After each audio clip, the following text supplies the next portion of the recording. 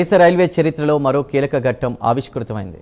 పర్యావరణ హిత రవాణా దిశగా అడుగులు వేస్తూ దేశంలోని తొలి హైడ్రోజన్ ఫ్యూయల్ సెల్ రైలును ప్రధాని నరేంద్ర మోదీ ప్రారంభించారు. హర్యానాలోని జింద్ సోనిపట్ మార్గంలో పైలట్ ప్రాజెక్టుగా ఈ రైలు సేవలు ప్రారంభమయ్యాయి.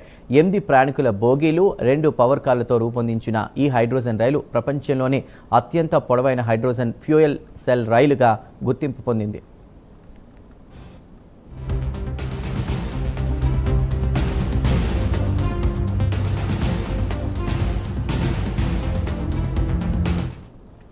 చెన్నైలోని ఇంటిగ్రల్ కోచ్ ఫ్యాక్టరీలో పూర్తిగా స్వదేశీ సాంకేతికతతో దీనిని అభివృద్ధి చేశారు. భవిష్యత్ ఇంధనంగా భావిస్తున్న హైడ్రోజన్ ఫ్యూయల్ సెల్ సాంకేతికతతో ఈ రైలు కాలుష్యాన్ని తగ్గించడమే కాకుండా దేశ రైల్వే వ్యవస్థను హరిత సాంకేతికత వైపు తీసుకువెళ్లే కీలక అడుగుగా నిపుణులు అభిప్రాయపడుతున్నారు.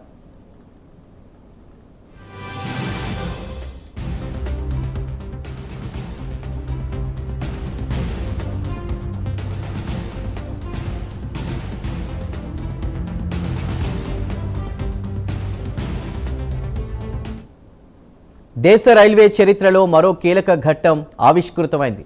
పర్యావరణ హిత రవాణా దిశగా అడుగులు వేస్తూ దేశంలోని తొలి హైడ్రోజన్ ఫ్యూయల్ సెల్ రైలును ప్రధాని నరేంద్ర మోదీ ప్రారంభించారు.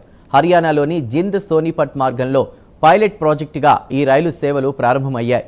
8 ప్రయాణికుల బోగీలు 2 పవర్ కార్లతో రూపొందించిన ఈ హైడ్రోజన్ రైలు ప్రపంచంలోనే అత్యంత పొడవైన హైడ్రోజన్ ఫ్యూయల్ సెల్ రైలుగా గుర్తింపు పొందింది. ఇక చెన్నైలోని ఇంటిగ్రల్ కోచ్ ఫ్యాక్టరీలో పూర్తిగా స్వదేశీ సాంకేతికతతో దీనిని అభివృద్ధి చేశారు. భవిష్యత్ ఇంధనంగా భావిస్తున్న హైడ్రోజన్ ఫ్యూయల్ సెల్ సాంకేతికతతో ఈ రైలు కాలుష్యాన్ని తగ్గించడమే కాకుండా దేశ రైల్వే వ్యవస్థను హరిత సాంకేతికత వైపు తీసుకువెళ్లే కీలక అడుగుగా నిపుణులు అభిప్రాయపడుతున్నారు.